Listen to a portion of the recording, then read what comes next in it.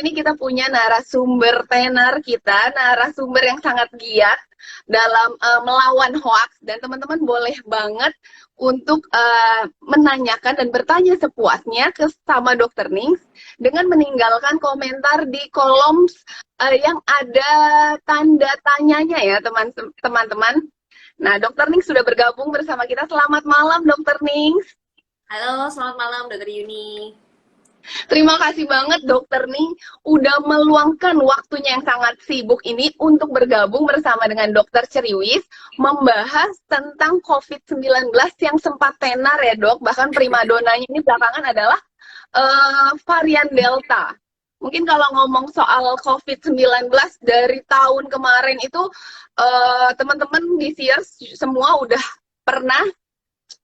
banyak mendengar apa sih COVID-19, bagaimana sih cara penularannya, tapi tiba-tiba varian ini banyak ya Dok. Ada Alpha, Beta, Delta, Kappa ya Dok. Nah, khusus malam ini kita akan membahas yang lebih spesifik yaitu varian Delta bersama dengan Dokter Nings. Makasih banget loh Dokter Nings sudah bergabung bersama kita. Oke, siap. Nah Dok, ngomong-ngomong soal COVID varian Delta, sebenarnya tuh apa sih Dok yang membedakan COVID varian Delta ini dengan COVID sebelumnya Dok? Oke. Sebenarnya ini masih COVID ya, virusnya masih sama gitu. Jadi masih SARS-CoV-2 ya. COVID itu kan nama penyakitnya, sedangkan penyebabnya adalah virus SARS-CoV-2. Nah, sebenarnya Delta ini adalah salah satu variasinya gitu. Kenapa kok bisa ada variasi? Ya karena virus itu memang dia ditakdirkan untuk selalu bermutasi ya. Jadi mutasi itu adalah perubahan dari gen virus gitu ya, dan dia tiap bereplikasi di dalam sel manusia, dia pasti akan berubah, mengalami perubahan-perubahan yang acak ya, yang secara alami, terutama dia ingin beradaptasi juga lah ya dengan lingkungannya gitu. Jadi ada beberapa mutasi, jadi ada virus yang membawa beberapa mutasi atau perubahan tersebut, itu nantinya akan menimbulkan karakteristik baru gitu ya. Jadi mungkin dulunya dia ya biasa ya, artinya dia menular ya, terus jadi kita pakai standar yang dulu di awal, terus nanti setelah dia bervariasi mungkin jadi berbeda nih, misalnya kayak varian Delta ini yang lebih menonjol itu adalah dia mudah menular ya, jadi dia cepat sekali menular ke orang lain gitu. Kenapa bisa begitu? Karena mutasi yang terjadi itu mengubah sifat dari salah satu mengubah sifat spike-nya virus ya. Jadi kalau virus itu ada apa namanya tonjolan-tonjolan gitu ya, yang namanya spike. Nah, spike ini kan yang berfungsi sebagai kunci untuk masuk ke dalam sel tubuh manusia. Nanti kunci ini akan mencari gemboknya ya. Gemboknya itu namanya reseptor S2, ada di sel manusia. Nah, kalau cocok, dia akan masuk ke dalam sel manusia, di situ dia akan bertambah banyak gitu ya. Dia akan membuat kembaran-kembaran virus baru lagi. Nah, tiap dia membuat kembaran itu dia akan mutasi terus menerus seperti itu ya.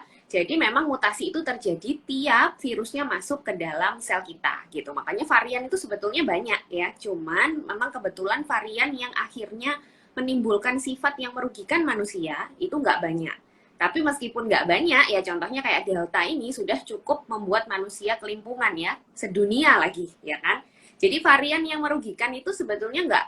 Jadi kalau kita hitung ya, ada ribuan varian, sudah ada ribuan varian sejak awal adanya virus COVID atau SARS-CoV-2 ini, tapi yang merugikan itu paling nggak sampai 20 varian ya, gitu. Jadi sebetulnya Ternyata udah ribuan ya Dok? iya, sebenarnya ribuan gitu, tapi yang benar-benar merugikan, yang akhirnya sifatnya itu bisa merugikan kita, itu sebetulnya tidak dominan ya, tidak banyak gitu. Tapi ya merugikan secara memberikan dampak yang signifikan pada kehidupan manusia. Ya contohnya Delta ini kan, kenapa apa bedanya dengan yang sebelumnya? Dia terutama disorot dari tadi itu kecepatan penularannya. Jadi dia itu spike-nya itu kalau ketemu dengan reseptor kita itu cepat sekali untuk connect gitu ya, langsung cocok, langsung masuk ke dalam sel. Makanya dia cepat sekali. Dan yang kedua, dia bisa berkamuflase. Jadi dia itu bisa mengelabui sistem imun manusia. Jadi seolah-olah kalau dia masuk, itu tentara tubuh kita tuh kayak nggak tahu kalau dia itu masuk. Jadi dia sempat dikasih waktu untuk berkembang biak cukup banyak. Terus nanti pada saat sudah dikenali, sistem imun kita itu kaget, panik gitu ya. Akhirnya reaksinya jadi berlebihan. Makanya orang-orang dengan penyakit dengan infeksi virus varian Delta itu jatuh ke kondisi beratnya itu lebih cepat. Karena itu tadi, karena beberapa faktor itu tadi berbeda dengan yang sebelumnya. Ya, tapi secara ilmiah memang belum dipastikan apakah memang infeksi virus ini meningkatkan case fatality rate, misalnya meningkatkan kematian atau meningkatkan beratnya gejala, itu sebetulnya belum terbukti secara ilmiah ya. Tapi dari penelitian sifat virusnya itu diperkirakan seperti itu, gitu. Tapi kalau kita ngomong soal masa inkubasinya, Dok. Kan kalau misalnya masa inkubasi dulu COVID-19 sebelum varian Delta ini terkenal, kita tahu 2 sampai 14 hari. Pada varian Delta ini yang dibilangnya katanya itu lebih menular, itu apakah sama, Dok? Kalau dari sisi masa inkubasi atau dia lebih cepat, Dok? Ya, jadi kita pahami dulu masa inkubasi itu apa ya. Jadi masa inkubasi itu adalah masa mulai dari virus itu masuk ke dalam sel kita, ke dalam tubuh kita, lalu virusnya bertambah banyak, sampai pada suatu titik virus itu harus keluar. Nah, keluar itu bisa menularkan atau bisa membuat seseorang sakit karena sudah bisa merusak sel gitu ya. Jadi menimbulkan gejala. Jadi waktu yang dibutuhkan oleh virus itu mulai dari masuk sampai menimbulkan gejala dan menular, itu kita sebut masa inkubasi. Nah, kalau melihat dari sifat dari varian Delta yang tadi ya, dia akan cepat masuk, setelah masuk dia cepat untuk berkembang biak tanpa diganggu oleh sistem imun, ya berarti dia akan cepat sekali mencapai suatu kadar yang tinggi sekali jumlah virus atau viral load. Jadi logikanya masa inkubasinya tentunya akan lebih pendek. Jadi dia akan lebih cepat menimbulkan gejala dan akan lebih cepat juga dideteksi dengan alat. Karena jumlah virusnya itu cepat sekali menjadi banyak. Jadi masa inkubasinya memang berbeda. Jadi diperkirakan sekitar 3 sampai 4 hari. Kalau yang dulu kan antara 2 sampai 14 hari ya. Yang sekarang itu lebih cepat, antara 3 sampai 4 hari. Tapi itu masa inkubasi ya. Jangan dibingungkan dengan masa isolasi dan masa penularan. Nanti kalau bingung, oh berarti saya cuma isolasi 3 hari, bukan begitu ya. Jadi masa inkubasi itu beda dengan masa isolasi. Jadi masa Pasti ya, inkubasi itu Dok. iya, jadi masa inkubasi itu waktu yang dipakai oleh virus itu untuk tambah banyak di dalam tubuh kita. Setelah itu baru dia akan menular atau menimbulkan gejala. Itu yang disebut masa inkubasi. Dan itu memang lebih cepat karena dengan lihat logika tadi ya, yang sifat dari varian Delta, memang dia akan lebih cepat berkembang biak dan mencapai viral load yang tinggi. Makanya masa inkubasinya jadi lebih pendek gitu.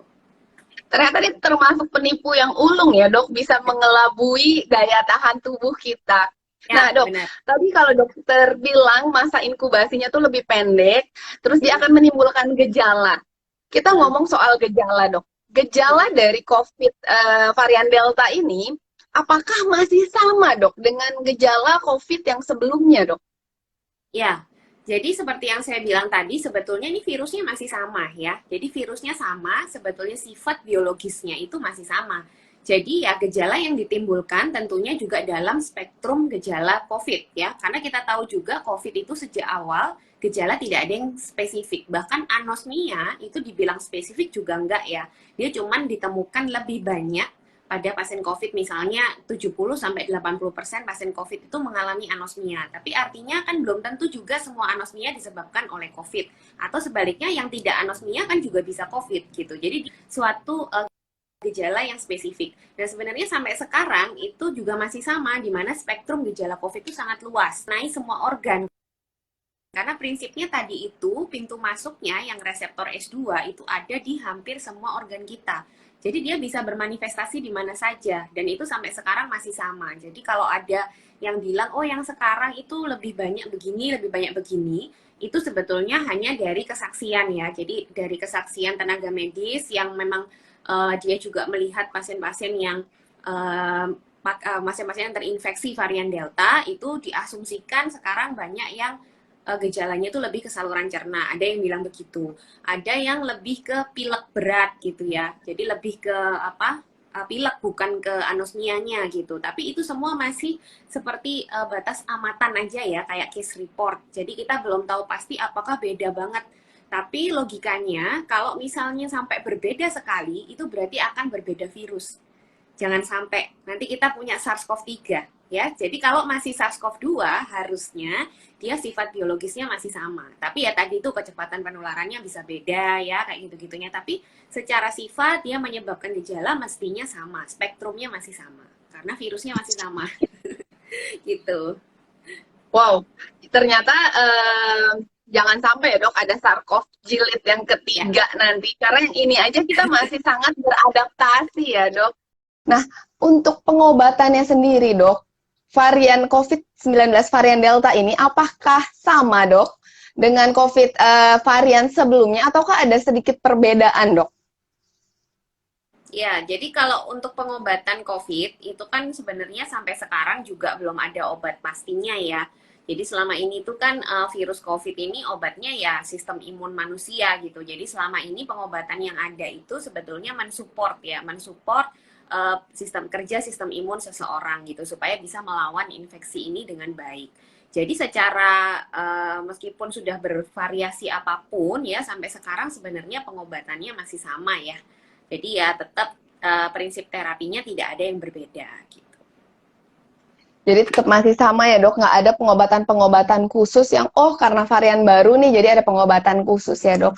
Ya. Nah terus kemudian dok, sekarang kan sedang digencar-gencarkannya itu vaksin ya dok, tentang vaksin COVID ya dok. Dari pemerintah sendiri sudah sangat menggencarkan vaksin massal, di mana-mana juga kita sedang berusaha untuk mengedukasi masyarakat untuk mau menerima vaksin dok. Nah tiba-tiba muncullah si varian Delta ini. Pertanyaan yang banyak ditanyakan orang-orang dok,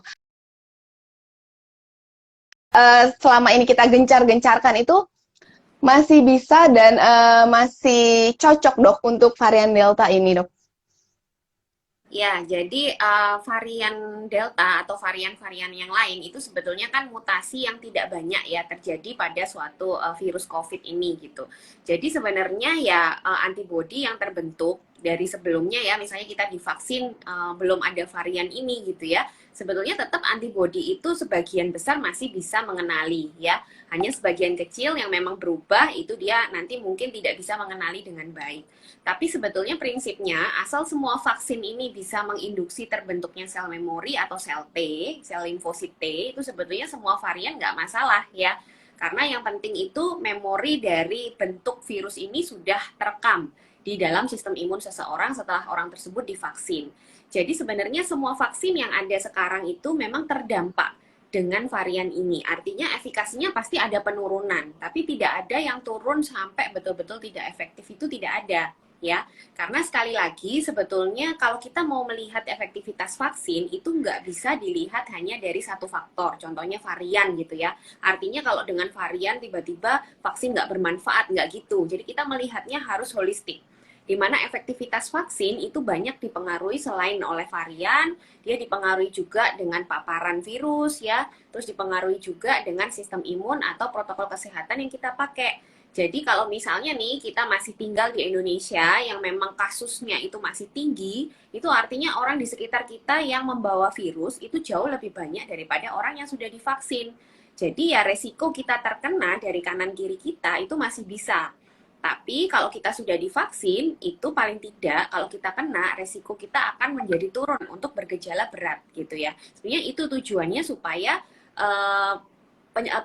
pelayanan kesehatan itu nggak sampai penuh dan nggak sampai kolaps ya. Jadi kalau untuk sekarang dengan laju vaksinasi dan jumlah cakupan vaksinasi yang belum luas, itu kita tidak bisa berharap perlindungan vaksin untuk mencegah kita terkena. Itu nggak bisa ya. Tapi nanti dalam berjalannya waktu, makanya kita dukung nih ya program vaksinasi supaya nanti lajunya cepat, cakupannya luas. Nah, kalau kita sudah mencapai mayoritas populasi divaksin, nah itu nanti kita lebih bisa terlindungi. Artinya orang yang membawa virus nantinya lebih sedikit dibandingkan orang yang sudah divaksin. Kalau sekarang belum, sekarang masih jauh lebih banyak orang yang belum divaksin dan membawa virus. Jadinya orang yang sudah divaksin itu masih bisa kena dari kanan kirinya gitu ya.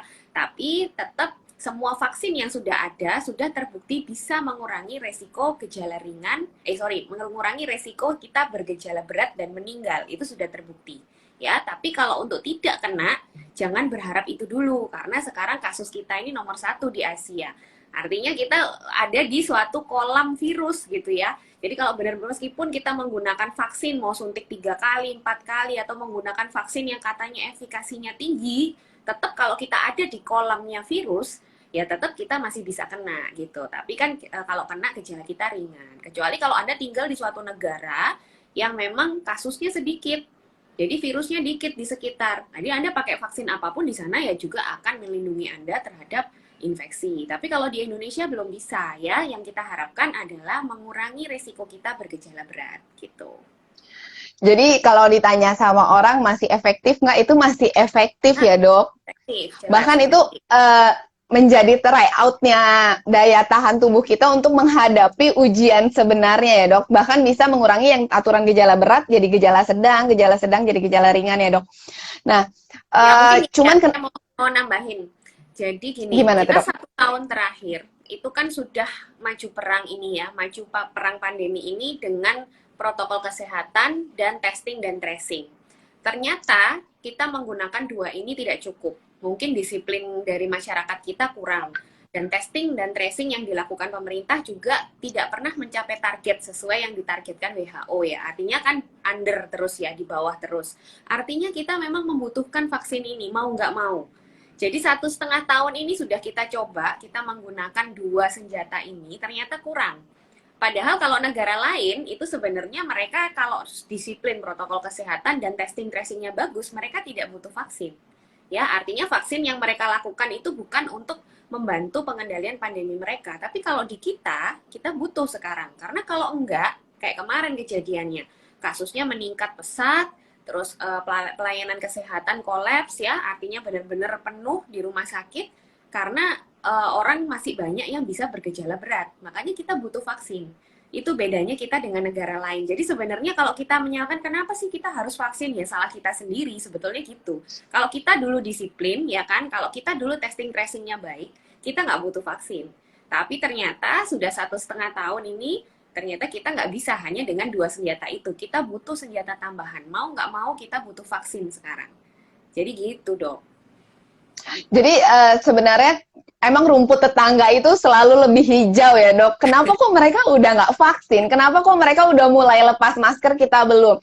Karena populasi dari negara kita, masyarakat jumlahnya sangat banyak ya dok, dan cakupannya belum tercapai nih di Sears. Jadi dokter Ning malam hari ini mengajak di Sears untuk divaksin ya dok? Oh harus ya, kita harus dukung. Karena mau nggak mau ini salah satu harapan kita ya. Karena kalau kita mengandalkan yang sebelumnya, ternyata 2 senjata itu kurang. Ya, karena kita nggak bisa mengandalkan disiplin masyarakat kita. Testing dan tracing juga kita kurang ya. Jadi kita butuh tambahan senjata mau tidak mau untuk membantu kita menurunkan kurva lah ya, melandaikan kurva gitu. Nah dok, tapi bicara tentang vaksin ya dok, ini banyak banget pro dan kontra tentang vaksin ya dok. Bahkan ada berita yang sempat tersebar dok, katanya vaksin itu mengandung chips, jadi chip. Jadi saya habis divaksin dok, itu logam bisa nempel, saya jadi manusia besi. Itu hoax, mitos atau fakta dok? Iya, saya tuh heran ya sama masyarakat kita gitu. Padahal sebenarnya vaksin ini kan hal yang lama ya, sudah kita lakukan puluhan tahun di Indonesia gitu. Anak-anak kita diimunisasi. Imunisasi itu ya vaksin ya. Anak-anak kita divaksin, bayi-bayi, cucu kita itu divaksin. Dan selama ini juga nggak ada masalah kan gitu loh. Mereka juga setelah divaksin ada yang demam juga nggak ada yang protes kan orang tuanya kan. Tahu kan kalau setelah imunisasi demam itu wajar. Kenapa sekarang setelah imunisasi demam semuanya heboh gitu ya. Jadi lucunya di situ gitu. Kalau kita mau bicara vaksin ada chipnya ya harusnya dari dulu sama. Atau sekarang itu vaksin yang kita pakai itu teknologinya sama, pabrik yang membuat juga sama, isinya juga sama gitu. Jadi apa bedanya gitu kan? Jadi ya itu yang lucunya di situ. Tapi mungkin memang karena vaksin pada orang dewasa kan tidak familiar ya. Jadi selama ini tuh kan kita taunya vaksin tuh pada bayi dan anak-anak. Dimana bayi sama anak-anak itu kan nggak ada yang bicara kan, artinya saya sakit atau apa kan nggak ada yang ngomong. Pokoknya cuman dokternya bilang, Bu, kalau anaknya rewel nggak apa-apa, berapa hari. Udah nggak apa-apa, itu berarti efek vaksin gitu. Jadi kita yang dewasa ini tiba-tiba disuruh vaksin ya. Jadi itu kan suatu hal yang baru. Tapi sebenarnya bukan hal yang baru juga. Kalau saya sih dokter penyakit dalam, itu kan menangani banyak orang yang punya penyakit komorbid ya. Nah, penyakit komorbid ini kan beresiko tinggi kalau kena infeksi apapun. Jadi kita dari dulu sudah ada program juga vaksinasi untuk orang-orang komorbid ini. Misalnya orang-orang dengan penyakit ginjal kronis yang cuci darah, itu kita programkan harus vaksin hepatitis B misalnya. Karena dia kan kalau cuci darah sering disuntik, sering ditusuk dengan jarum. Nah, itu dia harus aman dari hepatitis B misalnya. Macam-macam. Jadi sebetulnya sudah hal biasa juga. Tapi karena ini sekarang kan orang-orang yang bukan komorbid pun, artinya orang sehat ya, yang merasa sehat itu divaksin gitu kan. Jadi muncullah pro dan kontra gitu. Padahal sebenarnya vaksin itu bukan obat. Jadi justru vaksin itu diberikan pada orang yang sehat. Kalau sesuatu diberikan pada orang yang sakit, ini namanya obat. Tapi kalau vaksin, tujuannya adalah pencegahan. Jadi orang yang sehat dikasih vaksin supaya sistem pertahanan tubuhnya terlatih. Tadi yang dokter Yuni bilang, jadi terlatih, ya try out gitu ya, terlatih. Jadi suatu saat kalau betul-betul terinfeksi, dia sudah punya tentara yang terlatih dan sudah punya senjatanya. Jadi itu tujuan dari vaksin sebetulnya. Wow, penjelasan Dokter Nings ini benar-benar membuka wawasan kita semua ya. Mungkin bagi DCers yang nggak biasa dengan vaksin pada orang dewasa nih, penjelasannya enak banget dok didengar dok. Nah, belum jauh lagi kita bicara soal vaksin dok. Ini ada lagi dok berita tentang vaksin ketiga dok. Vaksin ketiga yang akan diberikan terutama bagi para nakes nih dok. Ya. Apakah vaksin ketiga itu hanya dikhususkan untuk para nakes, ataukah orang-orang di luar medis, dok, atau orang-orang awam, masyarakat awam, itu butuh vaksin ketiga juga, dok? Atau 2 kali vaksin aja kita sudah cukup? Ya, sebenarnya selama ini semua vaksin yang sudah diberikan ini masih cukup 2 kali ya. Jadi intinya itu belum ada kesimpulan bahwa oh ini harus di booster lagi, itu belum. Kenapa tenaga kesehatan itu di booster ketiga? Ini banyak pertimbangannya ya. Jadi karena memang kasusnya tinggi di mana tenaga kesehatan itu bisa dibilang 24 jam terpapar ya. Dia terpapar dalam waktu yang cukup lama. Dan tidak semua tenaga kesehatan itu sehat. Ya sama seperti orang lain kan, ada yang punya komorbid juga, ya ada yang punya locus minoris atau memang dia itu imunokompromis. Jadi itulah pertimbangan ya. Jadi memang kalau kita sudah divaksin, itu nantinya antibodi kita itu pasti akan turun kadarnya kalau kita nggak terpapar lagi. Itu wajar terjadi pada semua vaksin, tidak cuma vaksin COVID, tidak cuma vaksin Sinovac, tidak cuma vaksin AstraZeneca. Semua ya. Jadi kalau kita sudah divaksin, nantinya antibodi akan naik kan. Antibodi itu kayak kalau divaksin itu kan kayak kita dikasih infeksi yang tidak berbahaya ya, tapi tubuh kita tetap berespon. Akhirnya antibodi itu, senjata tadi itu akan banyak gitu ya. Jadi tentara tubuh yang membawa senjata itu semuanya berkeliaran gitu ya. Tapi kalau nggak ada musuhnya, lama-lama mereka juga akan masuk ke barak. Jadi akan turun kadarnya ya, akan turun kadarnya dengan berjalannya waktu, dan itu berbeda-beda pada setiap orang. Tapi nggak masalah, meskipun mereka turun ya, meskipun mereka masuk ke barak, kalau sudah ada sel pengingat tadi, sel memori tadi, kalau suatu saat Anda divaksin lagi atau Anda sakit atau kemasukan virus lagi, sel pengingat ini yang akan menyuruh tentara ini keluar lagi. Jadi nggak perlu pengenalan lagi, itu sudah bisa langsung keluar lagi tentara dan senjatanya.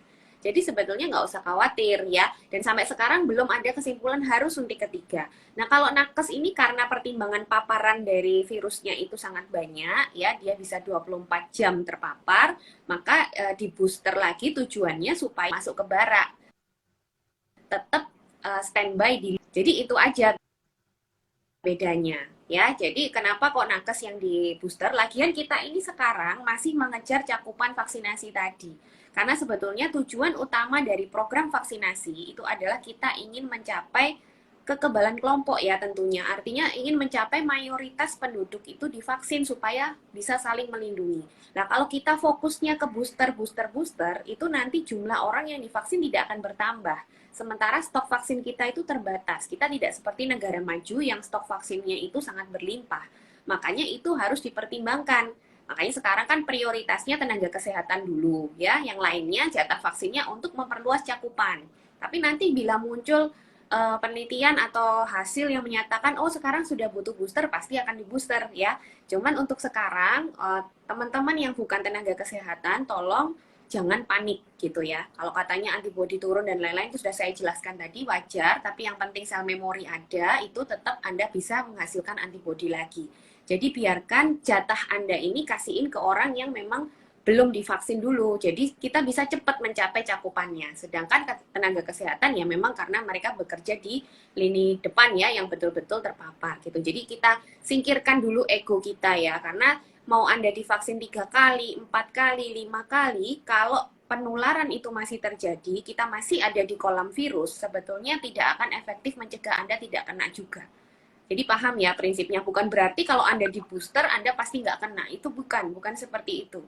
Ya, jalan pikirnya. Tapi yang penting adalah kalau sel memori masih Anda ada, tetap lakukan protokol kesehatan supaya Anda nggak kena, karena kita ada di kolam itu. Tapi kalau kena, harapannya kan kita gejala ringan, karena sudah ada sel memori, dia akan mengeluarkan lagi tentara-tentara tersebut. Jadi nggak usah khawatir, gitu. Jadi 2 kali vaksin itu masih sangat efektif ya dok, nggak belum perlu booster dulu. Yang penting adalah kita semangat bahkan mengedukasi orang-orang di samping kita untuk mau divaksin ya dok, Itu jauh lebih hmm. supaya kita cepat mencapai cakupan vaksinasi yang diharapkan ya, yang tadi dokter Ning bilang.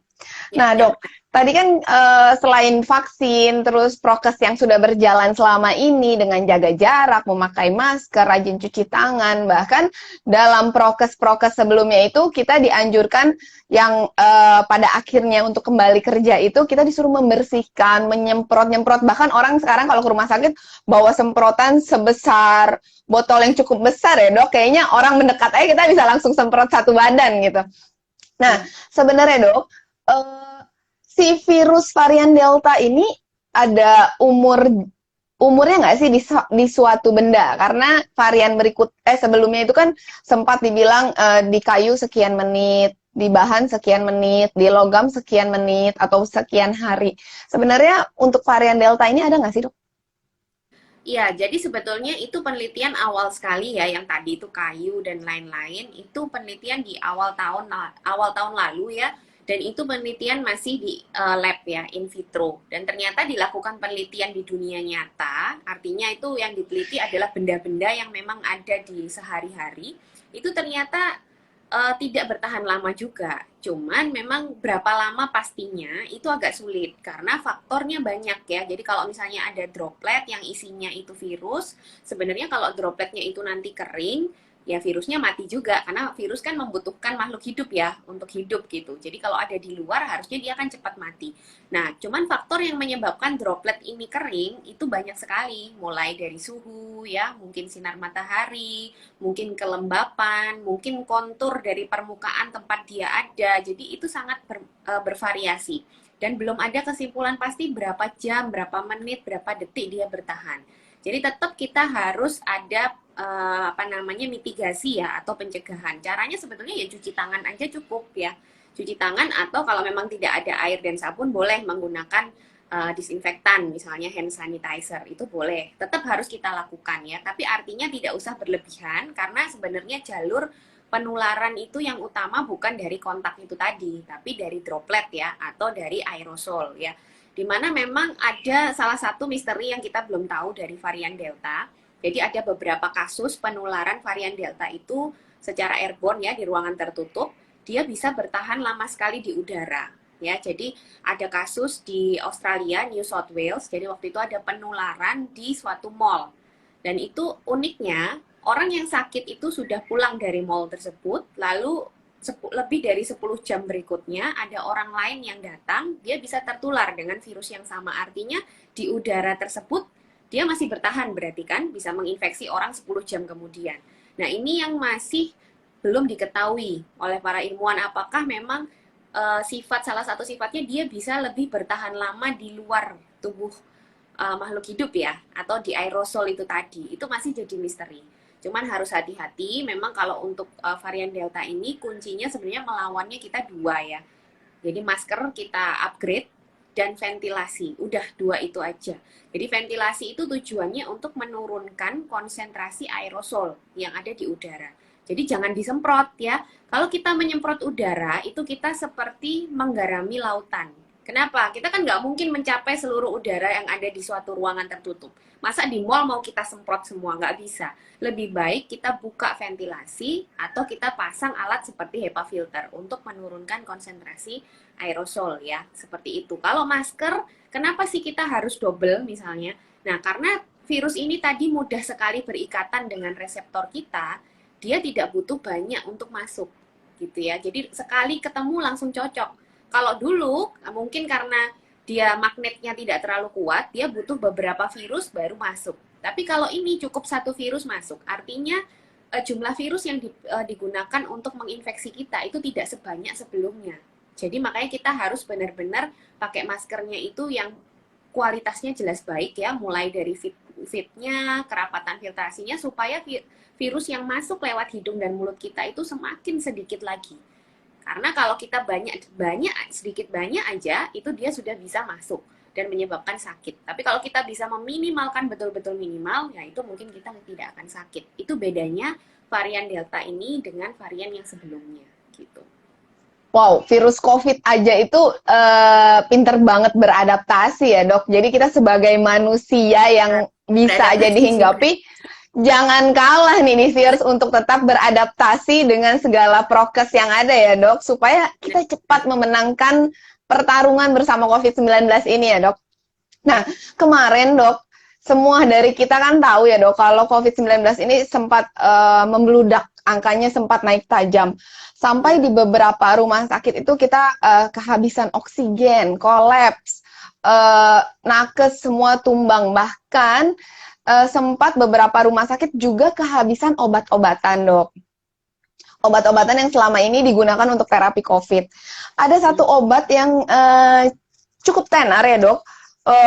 Sebenarnya dikenal sebagai terapi plasma, Dok. Nah, terapi plasma ini kan untuk pasien-pasien ICU banyak sekali digunakan ya, Dok. Tapi sempat beredar kabar juga kalau terapi plasma katanya tidak bisa untuk mengobati varian Delta ini, Dok. Itu apakah suatu kebenaran atau itu hanya hoax, Dok? Oke, jadi gini ya, terapi plasma itu isinya kan antibodi dari orang yang sudah sembuh COVID gitu ya. Kita memberikan antibodi yang sudah jadi pada orang-orang sakit yang kemungkinan pembentukan antibodinya kurang baik. Jadi disumbang gitu, antibodi ditransfusi antibodi. Nah, penelitian terapi plasma ini untuk COVID itu sudah banyak ya. Dan sebetulnya sudah ada penelitian besar yang sudah rilis, bahkan meta-analisis dan systematic review-nya dari recovery trial. Jadi termasuk salah satu penelitian yang cukup banyak sampelnya gitu di dunia. Dan ini menyatakan tidak efektif untuk pasien COVID, terutama yang gejala berat ya. Kita tidak bicara varian di sini, tapi yang bergejala berat itu tidak bermanfaat. Mungkin karena memang pada kondisi gejala berat itu kan sebenarnya yang kita perlukan adalah meredakan keradangannya ya, sudah bukan antibodi untuk mengikat virus lagi. Mungkin virusnya sudah nggak ada gitu, jadi mungkin alasan itu. Tapi di Indonesia ini kita juga masih melakukan penelitian di bawah Kemenkes, beberapa rumah sakit masih melakukan penelitian. Nah ini mungkin akan lebih diberikan lebih dini ya.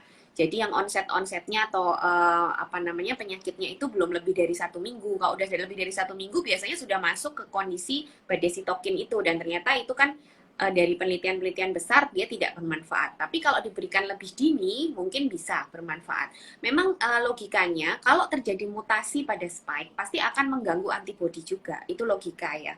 Artinya kan antibodi itu sifatnya spesifik seperti kunci dan gembok. Jadi kalau ada perbedaan di kuncinya pasti dia nggak bisa masuk kan ke gemboknya meskipun perbedaannya itu kecil.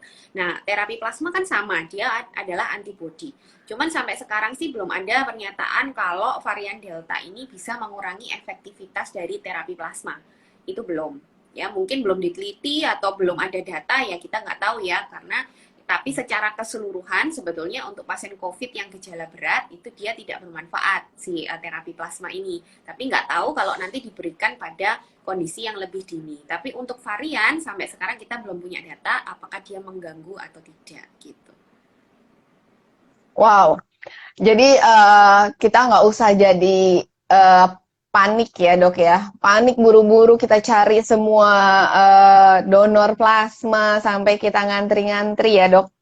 Nah, terus Dok, tadi kan dokter sempat menyebut juga tentang masker ya dok, cara pemakaian masker yang sekarang sudah mulai didobel, terus kerapatannya, bagaimana cara penggunaannya.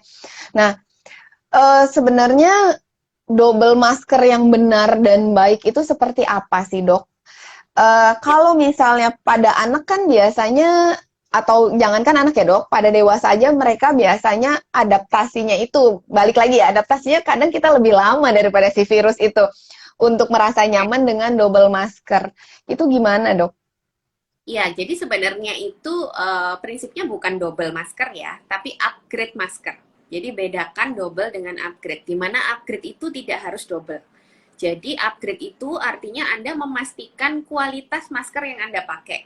Mulai dari fitnya, pada saat Anda pakai jangan sampai ada gap antara masker dengan kulit. Itu utama ya, jadi jangan sampai ada kebocoran udara lah, baik yang masuk atau keluar. Itu yang pertama. Yang kedua, bahannya. Jadi kerapatan filtrasi dari bahan masker tersebut. Ya, kalau masker medis itu kan biasanya ada gap di pipi kanan kiri. Nah, itu bisa di-upgrade caranya dengan misalnya di sebelah kanan kiri itu bisa kita simpul supaya gapnya mengecil atau kita double masker kain. Tujuannya menutupi gap. Jadi menutupi gap yang terjadi karena kita pakai masker medis. Tapi secara filtrasi sebetulnya masker medis bahannya sudah baik ya. Memang dia didesain untuk memfiltrasi partikel gitu. Sedangkan kalau misalnya kita nggak mau pakai masker double, kita bisa tadi itu ya disimpul masker medisnya atau kita pakai masker yang lebih tinggi kualitasnya. Jadi seperti golongan KF94 atau KN95 kalau untuk apa namanya awam atau medis N95 ya. Itu kan sudah didesain fit ya, pasti fit di wajah dan juga kerapatan filtrasinya sudah lebih dari 90% itu gitu. Jadi tidak harus didobel ya, tergantung Anda cocoknya yang mana memang. Karena masker itu seperti jodoh ya. Kalau nggak cocok ya jangan dilanjutkan gitu. Artinya apa yang saya pakai nyaman, belum tentu Anda pakai nyaman gitu. Jadi cari aja yang paling nyaman. Tapi jangan takut masker itu tidak berbahaya. Ya, jadi yang bilang katanya masker bisa mengurangi oksigen, menambah karbon dioksida itu tidak benar ya. Semua itu sudah ada penelitiannya. Bahkan kita yang tenaga medis itu seharian pakai masker juga tidak ada yang namanya kekurangan oksigen atau kelebihan karbon dioksida. Kenapa orang yang pakai masker kadang merasa sesak, tidak nyaman, itu semua subjektif ya, karena ada orang yang mudah cemas ya, jadi dia pakai sesuatu di depan hidung dan mulutnya itu dia lebih kecemasannya kambuh, akhirnya dia nafasnya lebih cepat. Nah, itu adalah faktor-faktor psikis ya, jadi tidak ada yang menyebabkan kita hipoksia atau kelebihan karbon dioksida gitu. Tapi harus dipakai. Wah, seru. Seru banget nih pembahasan sama Dokter Nings tentang masker. Jangan sampai di Sears mencocokkan masker itu lebih sulit daripada mencari jodoh tadi ya dok. Nah, kalau dari pembahasan Dokter Nings tadi dok, berarti sebenarnya kita pakai masker bedah yang selama ini kita pakai itu nggak masalah ya dok, asal itu benar-benar rapet. Seperti yang Dokter Nings bilang tadi, disimpul atau mungkin kita tempel mikropor aja itu udah cukup ya dok. Ya, sebenarnya konsepnya itu ya, jadi jangan sampai ada gap gitu. Cuman memang kalau kita masuk ke tempat yang kerumunan misalnya ya, terus kita berinteraksi dekat dengan orang lama, nah itu pastikan memang kualitasnya itu benar-benar tinggi. Kalau kita cuman menyimpul, itu sebetulnya tidak kapasitasnya itu dari 50% cuma naik jadi 70%. Tapi kalau Anda double dengan masker kain, itu naiknya lebih tinggi lagi bisa 90%, hampir sama dengan KF94 dan KN95. Jadi kalau Anda mau pakai masker medis dengan segala kekurangannya, kalau bisa gunakan di tempat yang resikonya rendah, ya. Jadi jangan misalnya Anda mau masuk ke kerumunan, resiko tinggi, apalagi di rumah sakit yang paparannya tinggi, jangan nekat hanya menggunakan satu masker medis dengan cara biasa gitu. Itu hanya 30-50% aja efektivitasnya. Jadi kemungkinan Anda kena itu sangat tinggi. Jadi pertimbangkan tempat yang mau Anda datangi. Jadi disesuaikan dengan maskernya. Itu harus sekarang kita harus berpikir itu. Itu namanya leveling resiko ya. Kayak gitu. Jadi kayak kalau kita ke satu acara itu ada dress code-nya ya dok. Jangan sampai kita salah dress code nih ke satu tempat itu. Nah, tadi udah bahas soal pencegahannya dok, obat-obatannya. Dan kita sudah kayak dokter Ning bilang tadi di awal, kita ini sudah cukup lama memerangi COVID ini ya dok. Penyintasnya sudah cukup banyak. Tapi ada juga yang sudah menjadi negatif. Namun kemudian gejalanya itu nggak hilang dok. Sekarang juga tenar tentang long COVID syndrome dok. Nah, bagaimana kita sebagai awam membedakan dok? Apakah ini memang long COVID syndrome yang terjadi pada saya? Ataukah ini saya terinfeksi kembali? Jadi awal dari infeksi kembali dok. Iya, betul. Memang agak sulit ya. Jadi long COVID ini adalah gejala-gejala yang menetap setelah orang itu sembuh gitu ya. Sedangkan reinfeksi itu adalah kita terinfeksi ulang dengan varian virus yang berbeda gitu ya. Nah, untuk membedakannya memang kalau misalnya ada gejala yang baru muncul, jadi misalnya ada setelah sembuh itu masih sering sesek gitu ya, nggak kuat naik tangga, kan ada yang seperti itu. Tapi kalau tiba-tiba muncul lagi tuh kayak demam lagi, terus batuk lagi, terus ada rasa badan nggak enak lagi, nah itu hati-hati reinfeksi. Tapi kadang-kadang juga long COVID pun ada yang seperti itu, tiba-tiba muncul gejala baru, meriang lagi, tapi ternyata dicek negatif gitu ya. Nah, kalau ada seperti itu, memang kita harus konsultasi ya sama dokter dan kita ingat-ingat apakah kita ada kontak erat nih.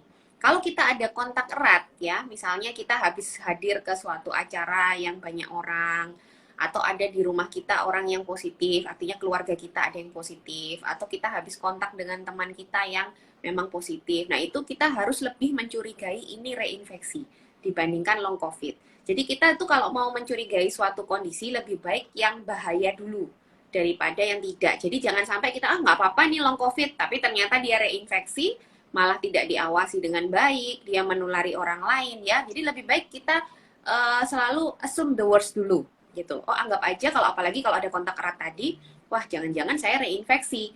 Ya udah isolasi dulu seperti dulu ya, isolasi terus kalau bisa tes. Nah, kalau Anda masih dalam 3 bulan setelah sembuh, memang kalau kita tes PCR itu bisa positif Mas Ian ya. Anda boleh bantu dengan swab antigen sebetulnya. Atau mau PCR juga boleh, nanti dilihat nilai CT-nya. Kalau nilai CT-nya jauh drastis turun lagi dibanding yang sebelumnya, nah kemungkinan Anda reinfeksi. Tapi nilai CT ini juga agak-agak sulit ya menginterpretasi, harus dibandingkan misalnya pada tempat pemeriksaan yang sama. Kalau tempat pemeriksaannya beda, alat yang digunakan beda, reagennya beda, cut off-nya beda, nggak boleh dibandingkan ya.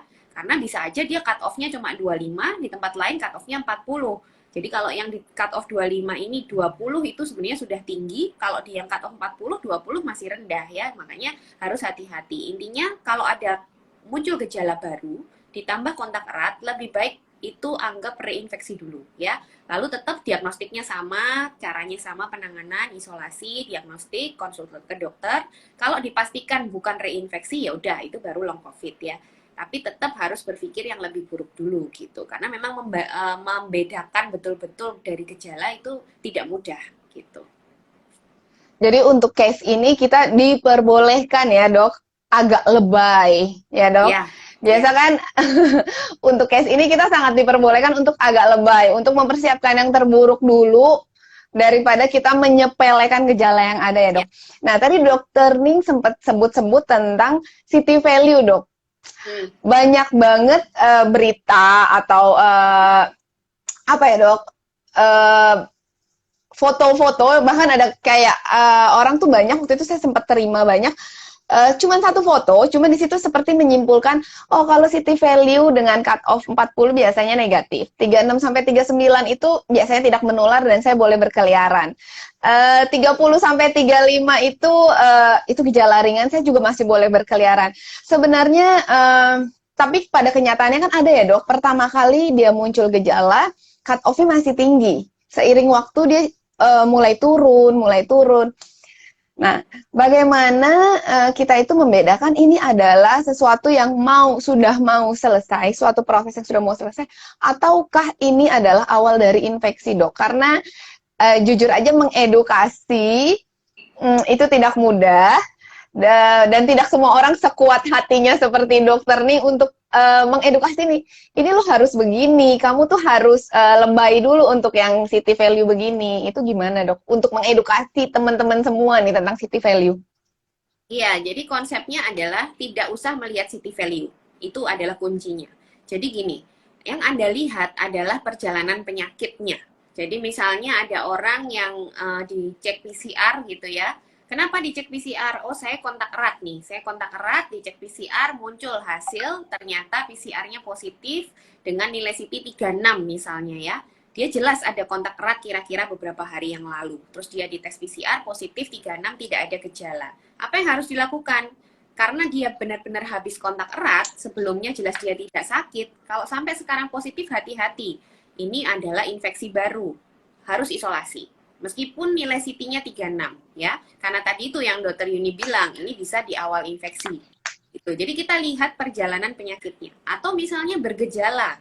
Bergejala seperti flu, batuk, pilek, demam. Ini hari ketiga misalnya. Terus dicek PCR, nggak apa-apa nih nilai CT saya 35, saya nggak nular gitu kan. Kalau berdasarkan foto itu gitu, ya hati-hati, Anda masih sakit di hari ketiga dan jelas-jelas ditemukan materi genetik virus COVID di saluran nafas Anda gitu. Jadi ya Anda harus isolasi, Anda masih dalam 10 hari pertama, di mana 10 hari pertama itu adalah fase menular, tidak peduli nilai CT-nya berapa. Kenapa nilai CT itu bisa naik turun kalau kita periksa pada orang yang sama? Karena itu tergantung bagaimana kita mengambil sampelnya.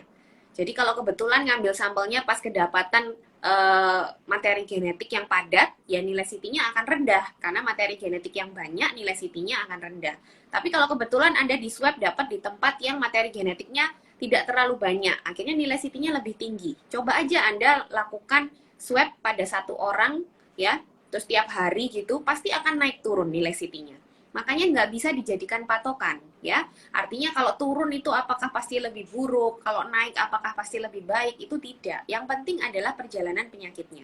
Jadi untuk edukasi nilai CT sebenarnya satu kuncinya, tidak usah melihat nilai CT, udah titik. Yang ada adalah Anda positif atau tidak, Anda sakit hari keberapa, itu jauh lebih penting. Kita tahu bahwa perjalanan penyakit COVID itu hanya 10-14 hari pada kondisi ringan. Jadi kalau Anda masih sakit dalam 10 hari pertama, ya mau nilai CT berapapun, itu sebetulnya Anda sedang sakit akut, harus isolasi dan harus diawasi. Karena bisa memburuk di jalan, di tengah perjalanan bisa memburuk, atau nanti sembuh dalam 10-14 hari. Nilai CT tidak usah digunakan untuk melihat kegawatan, untuk melihat kesembuhan, untuk melihat penularan, itu tidak ya. Semua lembaga seperti bukan lembaga sih, dokter-dokter yang berkecimpung di lab ya, seperti dokter patologi klinik, dokter mikrobiologi, semua sepakat nilai CT tidak perlu sebenarnya untuk patokan ya, apalagi untuk konsumsi awam sebetulnya nggak perlu karena akhirnya misleading semua. Yaitu dia menerima hasil, wah 36 saya jalan-jalan aja atau saya nggak menular, dia nggak konsultasi ke dokter, kan bahaya banget kalau kayak gitu ya.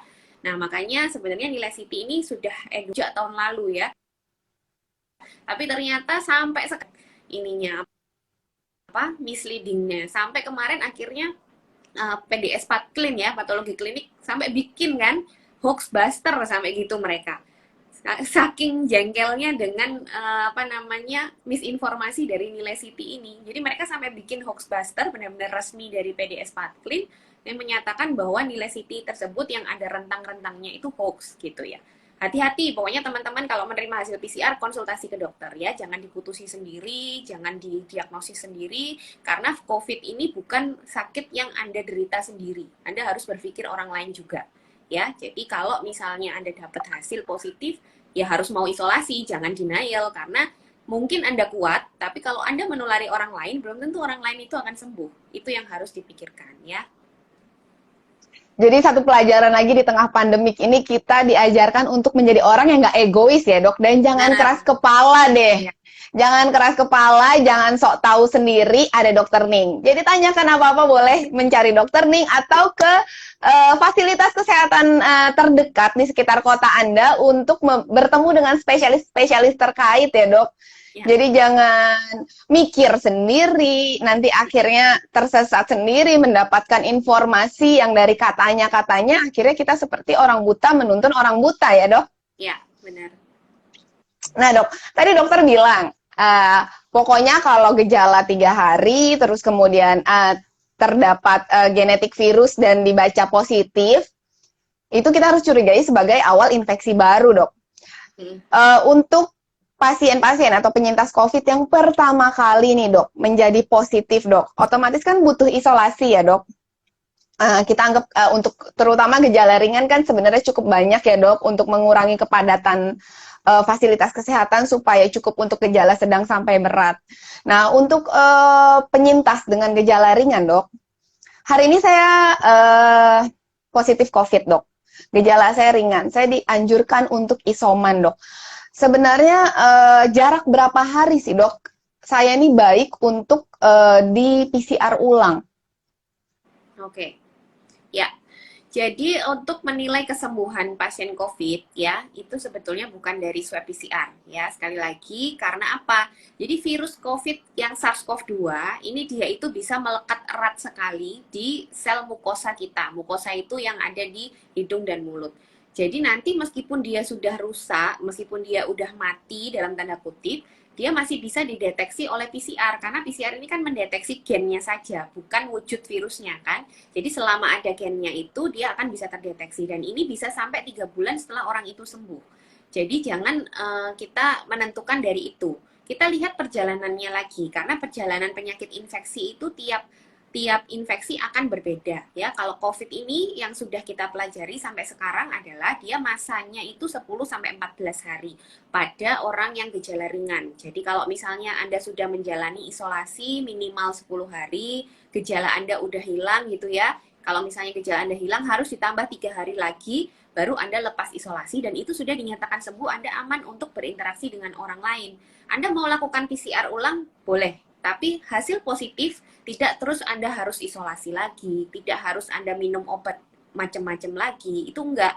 Karena positif di sini adalah positif bangkai virus. Ya, beda dengan kalau kita cek di awal. Artinya PCR positif tanpa gejala, tapi dia betul-betul sebelumnya nggak pernah positif ya. Sekarang ini dia baru positif, yaitu berarti dia sakit baru. Ini bukan bangkai. Kalau dia sebelumnya memang tidak diketahui, memang tidak sakit sama sekali, terus tiba-tiba dia positif sekarang, ya ini harus isolasi juga. Tapi kalau jelas Anda sudah melewati sakit tadi, minimal 10 hari, gejala udah hilang, terus Anda dites masih positif, itu namanya Anda sudah sembuh, dan ini adalah sisa. Nah, sisa ini bisa bertahan sampai 3 bulan. Makanya sebetulnya tidak dianjurkan untuk pemeriksaan PCR berulang dalam waktu 3 bulan setelah sembuh. Nanti orang ini akan terdeteksi positif lagi misalnya. Setelah negatif dia positif lagi bisa karena tergantung tadi itu sampel yang diambil. Kalau kebetulan pas dapat sampelnya ya bisa positif kan itu dia masih di situ masih nempel ya. Kayak gitu. Nah, kalau positif tiba-tiba dia masih dalam waktu 1 bulan setelah sembuh tidak ada kontak erat lagi, tidak ada gejala baru, terus dia di swab loh kok positif lagi, pasti dia akan diisolasi lagi kan, diisolasi lagi, terus dikasih obat-obatan yang lagi akhirnya kita mengisolasi orang yang sehat kalau kayak gitu ya. Jadi harus hati-hati kalau kita cek PCR dalam waktu 3 bulan setelah sembuh. Ada indikasinya. Yang saya sedihkan itu kan kalau di Indonesia ini dari awal pemeriksaan PCR ini kayaknya nggak dipakai dengan indikasi yang tepat gitu. Karena sebetulnya PCR ini kan suatu pemeriksaan yang mahal ya. Mahal dan seharusnya kita pakai secara efektif dan efisien. Tapi ternyata dipakainya itu justru untuk tujuan-tujuan yang tidak untuk mengendalikan pandemi.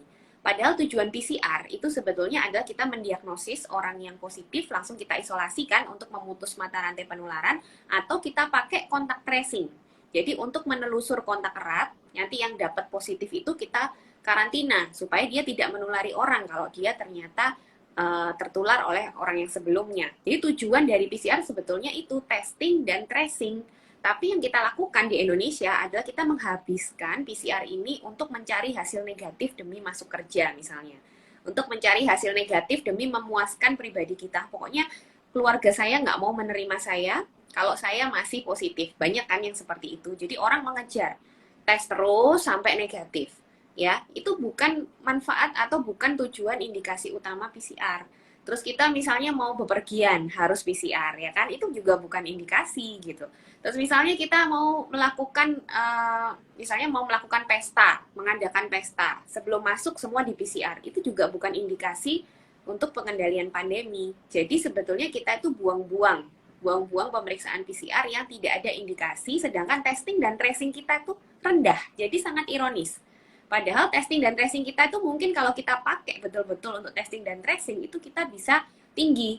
Jadi bisa mencapai target WHO. Tapi karena dipakainya untuk indikasi-indikasi yang seperti itu, jadinya ya sampai sekarang kita misleading terus. Ini sudah 1,5 tahun lebih. Dan ternyata masih ada kan yang seperti itu gitu.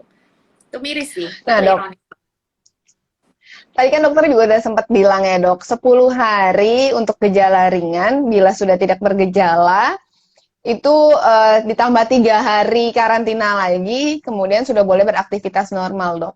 Bagaimana untuk orang-orang dengan gejala ringan yang di hari ke-10, sebenarnya 3 hari, 4 hari pengobatan, dia gejala sudah mulai berkurang, Dok. Tapi di hari ke-10, itu timbul gejala lagi. Apakah isomannya itu ditambah, Dok? Dan kalau ditambah itu biasanya berapa hari sih, Dok? Nah, itu harus dilihat lagi apakah dia selama isolasi mandiri ini dia melakukan isolasi dengan benar. Karena selama ini orang yang isolasi mandiri di rumah tuh nggak ada yang ngawasin. Kita nggak tahu kan nanti pada saat dia di tengah-tengah isolasi mungkin dia keluar nih misalnya ke minimarket atau mungkin ke ATM ngambil uang itu kan sebetulnya nggak boleh. Nah, kalau dia keluar itu kan ada resiko dia kontak baru dengan orang. Nah, itu kita harus gali itu. Kalau kita dokter, kita gali. Bapak atau Ibu selama 1 minggu atau 10 hari isoman ini benar-benar di rumah. Atau misalnya ada kedatangan tamu, kontak dengan orang yang tidak di serumah, itu juga kontak erat baru.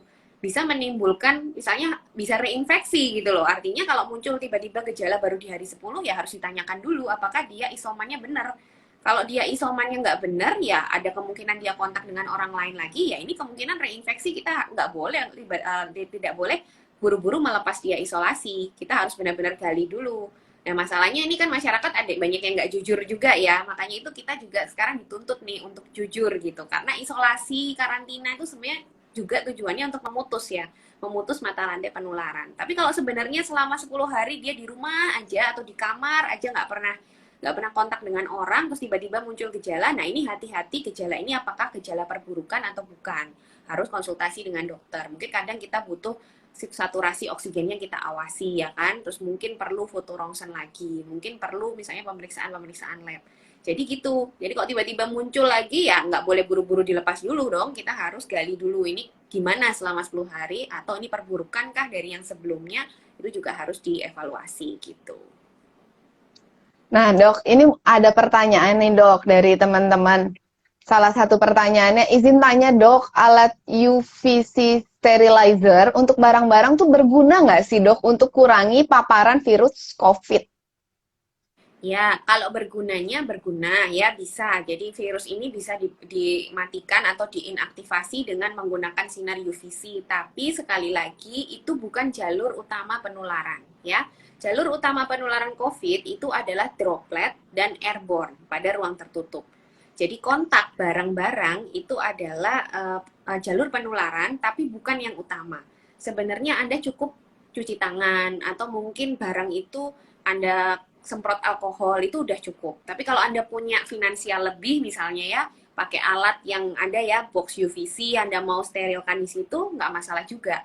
Tapi artinya itu tidak menggantikan pentingnya masker, pentingnya jaga jarak ya, karena memang jalur utama penularan itu adalah droplet dan airborne gitu.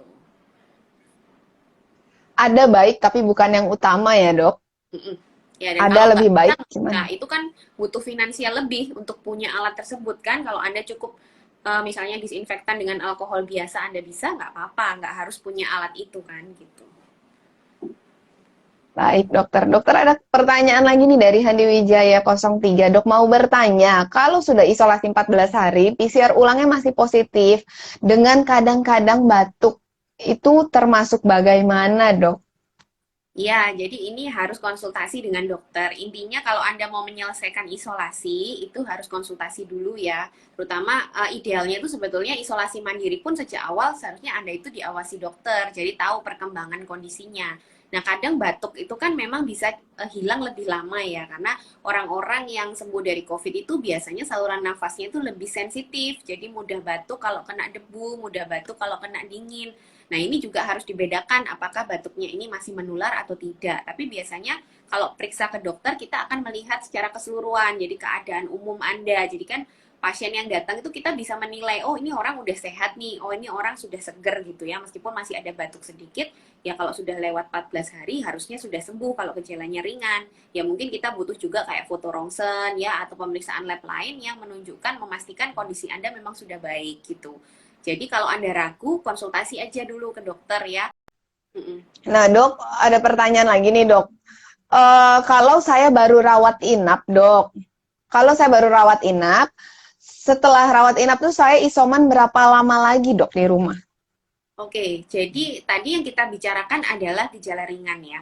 Tapi kalau gejala sedang sampai berat, ini memang masa penularannya bisa lebih lama ya. Makanya orang-orang yang habis rawat inap di rumah sakit, terutama yang gejalanya sedang atau berat, itu biasanya disuruh menambah waktu isolasi lagi di rumah. Ya di ininya aja, diturutin aja dokternya mintanya berapa. Biasanya dokter yang merawat itu lebih tahu kan perjalanan penyakitnya, tahu kondisinya gitu ya. Jadi kalau misalnya disuruh nambah 7 hari, ya udah 7 hari tambah isolasi di rumah, mungkin setelah 7 hari kontrol lagi ke dokter tersebut.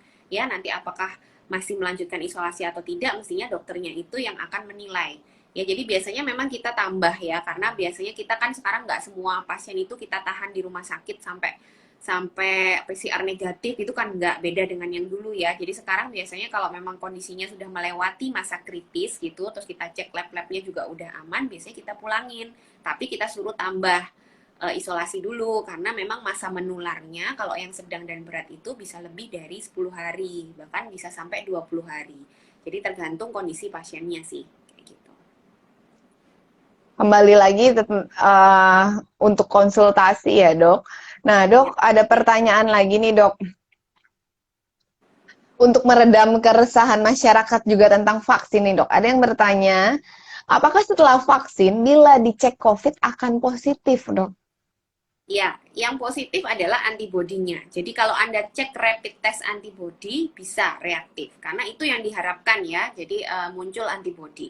Tapi kalau swab antigen dan swab PCR tidak mungkin positif karena vaksinnya. Kenapa? Karena vaksin itu disuntikkan, nanti komponen dari vaksin akan masuk ke kelenjar getah bening kita. Itu adalah pusat utama dari tentara imun tubuh. Nah, di situ nanti vaksin itu akan diperkenalkan ke tentara imun, lalu setelah membentuk sel memori dan membentuk senjata tadi, vaksin ini akan dihancurkan oleh sistem imun kita. Jadi dia tidak akan kemana-mana, apalagi sampai muncul di mukosa hidung atau mulut kita terus muncul positif gitu ya, tidak bisa ya, karena dia prinsipnya adalah virus yang mati atau dimatikan atau hanya komponen dari virus. Dia tidak bisa bereplikasi, tidak bisa berkembang biak dan tidak bisa jalan-jalan gitu ya kemana-mana. Jadi kalau Anda ternyata positif atau dideteksi positif setelah vaksin, itu adalah suatu hal yang mungkin kalau misalnya Anda terpapar sebelum atau setelah divaksin. Jadi virus yang terdeteksi di tenggorokan atau di hidung Anda itu adalah paparan virus dari luar, bukan karena vaksinnya. Makanya setelah vaksin kita tetap harus jaga prokes ya.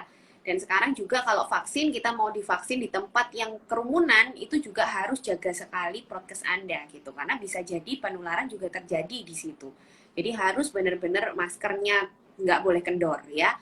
Karena di situ tetap kerumunan. Tapi kita nggak bisa menyalahkan karena memang daripada kita nggak divaksin ya, tetap kita lebih baik divaksin, tapi kita harus antisipasi dengan kerumunan tersebut gitu. Baik, dokter.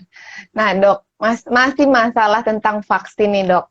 Dari Nevi Herlina. Mau nanya, Dok, kalau vaksin pertama dengan vaksin kedua itu beda produk, apakah aman bagi tubuh kita, Dok? Ya, ini tentunya jawabannya nggak tahu, karena belum pernah diteliti ya. Pernah sih ada yang diteliti itu kalau AstraZeneca di mixing dengan Pfizer. Itu sudah ada penelitiannya dan ternyata aman-aman saja dan efektivitasnya juga tetap baik. Tapi kalau selain kedua merek itu mau kita campur, itu kita belum punya datanya karena belum pernah diuji. Jadi belum tahu apakah aman atau tidak, efektif atau tidak. Jadi lebih baik jangan dilakukan ya, karena kita belum punya data. Jadi sebenarnya lebih baik di tempat yang sama dengan jenis vaksin yang sama ya, Dok?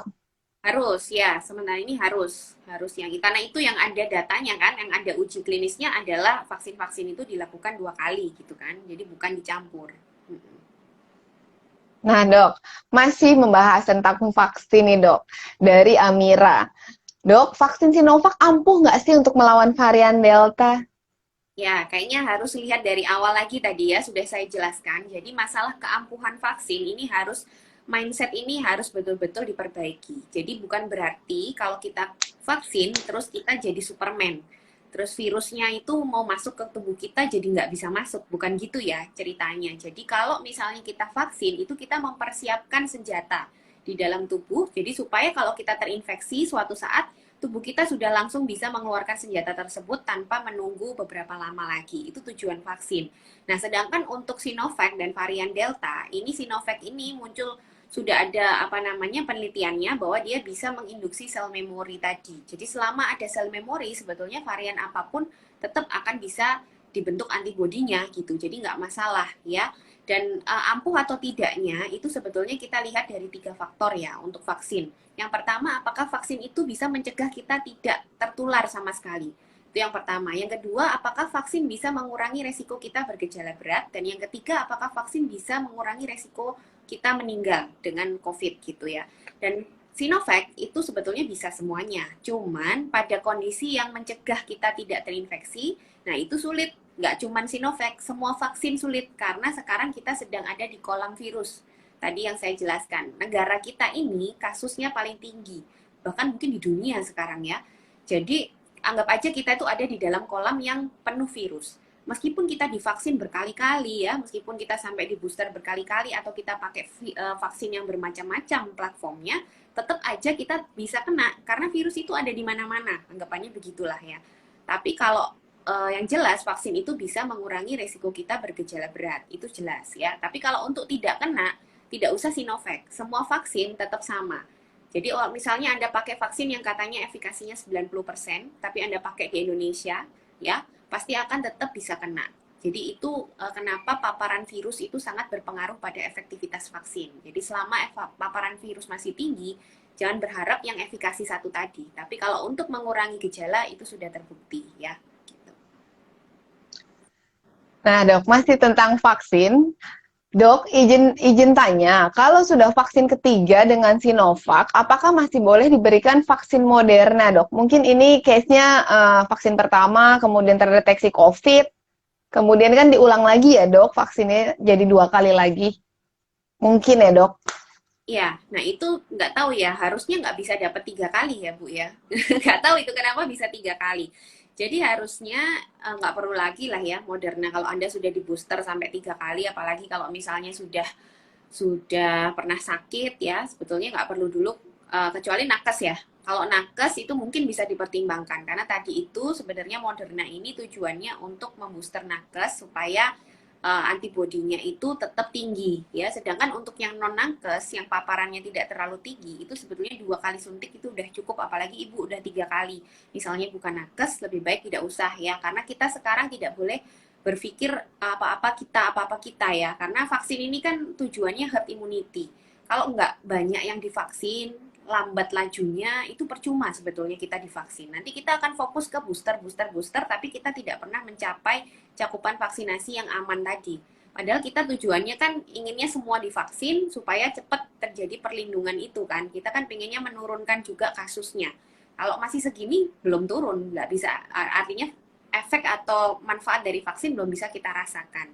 Jadi untuk booster itu sekali lagi hanya untuk nakes ya. Untuk teman-teman yang sudah 2 kali, udah nggak usah panik karena sel memori sudah ada. Sel memori itu secara teori bertahan bertahun-tahun ya, secara teori ya. Tetap kalian harus menggunakan prokes untuk mengurangi paparan virus selama kasus kita masih tinggi. Itu aja yang membedakan ya, tapi nggak perlu booster-booster dulu, kasihkan untuk nakes dulu dan untuk orang yang memang belum divaksin atau belum pernah sakit. Jadi supaya cepat cakupan vaksinasinya ya.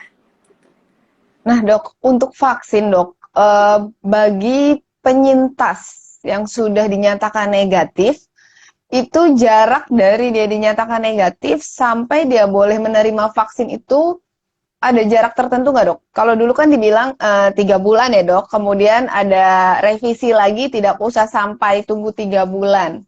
Nah, sebenarnya jarak yang aman, Dok, dari kita penyintas ini terus menerima vaksin itu berapa lama, Dok? Ya, jadi sebenarnya belum ada revisi ya. Jadi sampai sekarang itu masih 3 bulan, itu karena alasan regulasi sebetulnya gini. Jadi kalau kita mau divaksin, itu ada 2 faktor yang harus kita perhatikan. Faktor medis dan faktor regulasi pemerintah. Jadi faktor medis itu sebetulnya kapanpun setelah kita sembuh, tidak harus menunggu negatif, karena sembuh COVID itu bukan negatif ya. Sekali lagi, sembuh COVID adalah kita sudah melewati masa penularan. Tidak peduli hasilnya masih positif atau negatif, itu kita udah sembuh. Nah, kalau kita udah sembuh, itu sebetulnya boleh langsung divaksin. Secara teori tidak berbahaya, karena prinsipnya orang tidak boleh divaksin kalau sedang sakit. Kalau sudah sembuh, itu boleh divaksin. Tapi ada faktor regulasi pemerintah juga, di mana regulasi pemerintah kita ini, Kemenkes masih menganjurkan 3 bulan setelah sembuh untuk divaksin. Ya, jadi penyintas atau orang yang sudah pernah kena itu menunggu 3 bulan dulu. Kenapa? Kembali tadi yang saya bilang. Jadi 3 bulan itu dianggap orang-orang yang habis sembuh dari COVID ini masih memiliki antibodi yang cukup stabil. Jadi bisa menunda. Sedangkan jatahnya bisa diberikan dulu untuk mempercepat cakupan vaksinasi tadi. Karena negara kita ini bukan negara maju yang stok vaksinnya itu melimpah. Jadi kita harus prioritaskan yang mana dulu yang divaksin supaya tujuan mencapai cakupan vaksinasi itu tercapai. Gitu. Jadi tidak masalah secara medis, tapi secara regulasi itu tidak benar ya, harus 3 bulan. Jadi sebetulnya belum ada revisi. Kalau yang kemarin itu informasinya dari Dokter Adam sudah mengklarifikasi sebetulnya udah lama ya. Cuman orang-orang itu nggak lihat klarifikasinya. Tapi hari ini beliau klarifikasi. Hari ini beliau bikin khusus khusus postingan kalau itu salah gitu ya. Jadi kita tetap harus melihat regulasi karena apa? Kalau kebetulan ada apa-apa dengan orang yang kita suntikan, itu vaksinatornya bisa salah secara hukum karena tidak sesuai regulasi gitu aja ya. Tapi jangan panik untuk teman-teman yang sudah pernah sakit, itu sebenarnya kalian sudah divaksin juga kan secara alami, sudah di booster juga secara alami. Jadi masih boleh menunggu atau masih bisa ditunda satu. Nah, Dok, kemudian untuk pasien ya, Dok, misalkan saya sudah divaksin yang pertama, kemudian saya tertular COVID-19, Dok. Setelah saya dinyatakan sembuh, entah setelah saya tidak menularkan lagi, Dok, sudah melalui ya, isoman, serangkaian pengobatan, apakah saya harus vaksin itu kembali menjadi hitungan pertama, atau saya vaksin sekali lagi untuk mencukupi 2 kali vaksin, Dok? Atau bahkan ternyata nggak usah vaksin itu nggak masalah karena saya sudah mendapatkan vaksin alami tadi, Dok. Iya, kalau di Indonesia tetap dianjurkan kita menyelesaikan vaksin kedua. Jadi setelah kita sembuh, kita menunggu 3 bulan, kita menyelesaikan vaksin kedua. Jadi sebenarnya kita sudah di booster 2 kali ya. Jadi kita 3 kali suntik yang pernah sakit itu sebetulnya. Kalau di luar negeri beda lagi. Jadi itu tergantung memang masing-masing negara juga. Kalau di luar negeri itu penyintas malah cukup 1 kali suntik saja. Itu. Jadi beda-beda ya. Karena teorinya sebetulnya memang itu kan booster aja ya. Booster itu artinya kan kalaupun kita tidak sedang sakit, itu kan antibodi pasti akan turun. Tapi dengan disuntik lagi atau kita sakit lagi kan antibodi akan di booster naik lagi. Jadi itu hanya fungsinya kan booster. Jadi nggak masalah mau 2 kali atau 1 kali. Tapi kalau di negara kita untuk orang yang seperti kasus tadi harus menyelesaikan yang kedua. Jadi jatahnya itulah istilahnya seperti itu. Jadi jatahnya kalaupun sudah pernah kena 3 bulan lagi dia menyelesaikan 1 kali lagi. Jadi seperti dia sudah suntik 3 kali. Gitu. Baik, Dok. Dok, nih ada pertanyaan lagi, Dok, dari Mawa 6933. Dok, kalau udah habis masa isoman 15 hari nih, Dok, tetapi nafasnya kok tetap ampel atau agak sesak, itu kenapa ya, Dok? Ya, banyak ya faktornya ya. Bisa memang karena sisa gejala tadi itu long COVID, itu bisa karena mungkin sebelumnya ada luka di paru, lalu luka di paru itu menjadi bekas, akhirnya menjadi sesak, itu juga bisa. Atau ada sisa mungkin keradangan di jantung, menyebabkan sesak juga bisa ya. Banyak sekali kemungkinannya. Lebih baik kalau ada keluhan seperti ini kontrol ya, yang sudah sembuh-sembuh COVID. Kalau ada keluhan-keluhan menetap seperti ini, sesak misalnya, kontrol, bisa ke dokter paru dulu, nanti akan dievaluasi. Kalau paru-parunya nggak apa-apa, mungkin kontrol ke jantung. Kalau ternyata nggak ada apa-apa, ya mungkin hanya sisa gejala saja, yaitu biasanya nanti akan hilang sendiri ya, pelan-pelan, tapi butuh waktu kalau long COVID. Ya, sampai sekarang kita memang belum punya rumus pasti gimana caranya menangani orang-orang long COVID ya. Ini misteri yang juga sekarang masih dipelajari oleh para ahli. Jadi sekarang muncul masalah baru ya, setelah banyak orang yang sembuh, ternyata yang sembuh-sembuh ini tidak semuanya langsung merasakan bebas gitu dari gejala. Ada beberapa yang masih tersiksa dengan gejala-gejalanya, yaitu tetap kita akan pelajari terus, tapi yang penting kontrol ya, sesuai dengan gejalanya. Itu kontrolnya ke dokter yang sesuai dengan kayak sesak tadi, kalau nggak jantung ya paru ya, gitu. Baik, dokter. Dokter ada pertanyaan lagi nih, dok. Izin bertanya, benar nggak sih kalau kita sedang flu itu hasil PCR bisa positif? Oke, jadi gini, flu itu adalah bahasa awam ya. Flu itu sebenarnya penyebabnya banyak. Bisa bakteri, bisa virus, bisa jamur. Kalau kita bilang virus, virusnya pun macam-macam yang bisa menyebabkan orang bergejala flu ya. Misalnya rhinovirus, adenovirus, itu bisa menyebabkan yang namanya common cold. Common cold itu flu-flu biasa yang ringan itu ya. Atau yang agak lebih berat bisa dari virus influenza. Virus influenza itu juga bisa menyebabkan influenza yang cukup berat ya. Lalu COVID. COVID itu juga bisa menyebabkan gejala mirip flu. Jadi sebetulnya banyak yang bisa menyebabkan. Nah, kalau misalnya kita diperiksa dengan PCR yang memang PCR itu ditujukan untuk mencari materi genetiknya COVID, kalau kita terdeteksi positif, ya berarti flu kita itu penyebabnya adalah COVID. Kan gitu.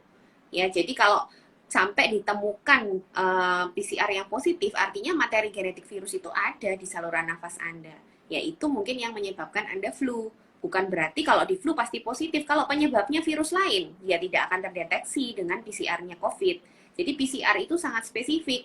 Kalau kita mau memeriksa TBC misalnya, sama pakai PCR tapi reagennya beda. Jadi bahan yang dipakai memeriksa itu beda, disesuaikan dengan materi genetiknya TBC. Kalau COVID, ya yang kita pakai itu adalah PCR yang menggunakan materi genetiknya COVID. Jadi tidak mungkin dia mendeteksi virus lain gitu. Memang idealnya kita memeriksa semua virus itu, karena flu itu kan bisa disebabkan oleh banyak virus ya. Idealnya memang kita memeriksa semuanya, jadi kita tahu penyebab flu kita itu apa. Tapi masalahnya sebetulnya virus-virus seperti adenovirus, rhinovirus itu kan gejalanya ringan ya. Artinya sebetulnya kita nggak perlu mendeteksi sampai sedetail itu, karena sebenarnya dia sembuh sendiri dalam beberapa hari. Sedangkan yang penting itu sebetulnya adalah influenza dan COVID. Kalau terjadi double infection antara influenza dan COVID, ini juga cukup berbahaya. Jadi influenza itu sebetulnya bukan flu biasa ya. Influenza itu adalah infeksi yang dulu juga pernah menyebabkan pandemi di tahun 1918. Tapi sekarang sudah menjadi endemis. Jadi kita sudah banyak yang punya antibodi. Jadi tidak terlalu berbahaya pada orang-orang yang sehat, tapi tetap berbahaya pada orang-orang yang punya komorbid atau penyakit penyerta. Gitu. Jadi kalau Anda dideteksi positif PCR sekarang ya, kita pakai COVID, flu, ya berarti itu penyebabnya adalah COVID ya. Jadi bukan semua flu itu pasti positif COVID-nya, belum tentu gitu. Wow, terima kasih, dok. Ini masih banyak banget pertanyaan, dok. Tapi saya batasi ini sebagai pertanyaan terakhir ya, dok. Oke. Sebentar nih, dok. Tadi saya mendapati pertanyaan ini, dok. Bentar, dok. Nah, dari Novia Kartikasari Tamara. Bagaimana pendapat dokter Nick tentang terapi sekretom? Ya, terapi sekretom itu adalah terapi stem cell ya teman-teman. Ini juga sedang diteliti baik oleh peneliti di Indonesia maupun di luar negeri ya. Untuk komentar pendapat ya sampai sekarang sih kita belum punya kesimpulan pastinya ya. Jadi kalau dari pengalaman itu beberapa orang yang diberikan sekretom ada yang bagus hasilnya, tapi ada juga yang tidak tertolong ya. Jadi ya tetap kita masih menunggu hasil penelitian. Karena sekali lagi namanya obat itu kan nggak bisa kita klaim hanya dengan testimoni ya. Harus dengan uji klinis. Uji klinis itu artinya betul-betul diteliti. Jadi nanti dari kesimpulan itu apakah memang orang ini sembuh atau membaiknya itu benar-benar efek dari obat ini. Jangan-jangan efek dari terapi lain misalnya. Karena kan orang COVID itu tidak hanya diberikan terapi satu ya. Biasanya kita dokter berusaha memberikan beberapa terapi tergantung kondisinya. Nah, untuk sekretom ini sampai sekarang masih dalam fase uji klinis. Jadi kalau dari pengalaman pribadi saya, beberapa tertolong, beberapa tidak. Hampir sama dengan terapi plasma, tapi sekali lagi kesimpulannya belum ada. Ya kita tunggu aja nanti apakah memang hasilnya baik. Tapi yang baik, yang memang benar-benar tertolong dengan sekretom ini juga kasus-kasus yang mencengangkan. Artinya awalnya itu memang kondisinya jelek sekali ya. Mungkin kita bisa anggap kita udah pesimis lah. Tapi ternyata diberikan sekretom kok membaik. Tapi apakah betul ini karena sekretomnya? Ya kita masih nggak tahu juga. Tapi di sisi lain ada yang kondisinya sama, kita berikan sekretom, ternyata juga tetap meninggal orangnya ya. Jadi ini semua masih uji klinis dilakukan oleh ilmuwan-ilmuwan di Indonesia juga ya. Gitu. Wow, menarik banget nih. Kita udah bahas sama dokter nih yang udah meluangkan waktunya buat kita ceriwisin kita tentang varian Delta yang sempat menjadi tenar di gelombang yang kata orang ini gelombang COVID kedua ya, Dok. Dari tadi kalau teman-teman ikut dari awal tentang gejalanya sama atau enggak, penularannya, masa inkubasinya, obat-obatan yang selama ini berjalan masih efektif atau enggak. Terus tentang vaksinnya, bahkan yang lebih menarik lagi kita hari ini belajar tentang ternyata COVID-19 ini mengajarkan kita harus jujur, jangan egois, dan harus pintar beradaptasi, jangan sampai kalah sama si virus ini ya, Dok. Benar, benar. Nah, terima kasih banget Dokter Ning untuk waktunya, untuk ceriwisannya yang membuka wawasan kita banget tentang COVID-19 dan menjawab banyak hoax yang mungkin beredar ya, Dok. Nah, untuk terakhir nih, Dok, ada nggak pesan-pesan dari Dokter Nings untuk DCers yang ikutan IG Live kita atau untuk masyarakat Indonesia nih di masa pandemi COVID-19, mau yang terkena varian Delta, varian yang lama, atau lebih tepatnya sekarang juga kita sedang gencar vaksin, Dok? Iya, oke. Karena sesuai dengan judul kita nih ya, tentang varian Delta, pesan saya cuma satu sih intinya ya. Jadi ini bukan varian terakhir yang akan Anda dengar. Ya, jangan kaget kalau nantinya akan ada varian-varian baru. Kenapa? Karena sebenarnya selama kita tidak menekan penularan, itu varian akan tetap terbentuk. Karena mutasi itu terjadi tiap virus masuk ke dalam sel manusia. Jadi kalau kita tidak menghambat penularan itu, ya varian-varian yang lebih heboh dari Delta ini mungkin akan terjadi. Tapi sekali lagi jangan panik, meskipun varian itu bermacam-macam, sebenarnya pencegahannya sama ya. Protokol kesehatan ya, jaga kesehatan imun ya, vaksinasi itu sama semuanya. Kalau kita bisa konsisten tiga usaha itu kita kombinasi dengan benar ya, dengan konsisten semuanya berpikir yang sama, saya rasa kita akan cepat ya lepas dari kondisi ini. Jadi kita juga bisa mengurangi resiko terbentuknya varian baru, gitu aja ya. Jadi varian ini sebetulnya terjadi juga karena ulah kita. Jadi kalau kita mau menghentikan, ya kita harus benar-benar beradaptasi tadi yang dibilang oleh Dokter Yuni ya. Jadi virusnya ini pintar beradaptasi, masa manusianya kalah, kan gitu ya. Yang penting jangan denial, jangan terus menyalahkan kondisi ya. Pelajari terus ilmu tentang COVID, karena dengan kita tahu kita bisa menghindar, dengan kita tahu kita bisa melindungi diri, akhirnya kita bisa produktif di masa yang seperti ini gitu. Kalau kita tidak tahu apa sih virusnya, kita nggak mengenal musuh kita terus akan terkungkung dalam kondisi yang lama. Akhirnya kita nggak bisa maju, kita nggak bisa hidup berdampingan, kita nggak bisa beradaptasi, akhirnya kita terkena seleksi alam ya. Artinya seleksi alamnya itu dalam arti kita tidak akan, ya begitulah, kondisi kita tidak akan maju. Tapi kalau kita paham musuh kita bisa beradaptasi, tetap kita akan produktif dan bisa maju dengan kondisi yang aman dan bisa melindungi diri sendiri dan keluarga. Gitu ya. Wow, terima kasih banget nih Dokter Ning untuk nasihatnya, pencerahannya, wawasannya juga untuk kita semua, ceriwisan yang sangat bermanfaat dan sangat berguna buat kita semua. Akhir kata, saya mewakili Dokter Ceriwis mengucapkan terima kasih sebesar-besarnya untuk Dokter Ning, untuk waktunya juga, dan terima kasih untuk DCers yang sudah bergabung dengan Instagram Live kita malam hari ini.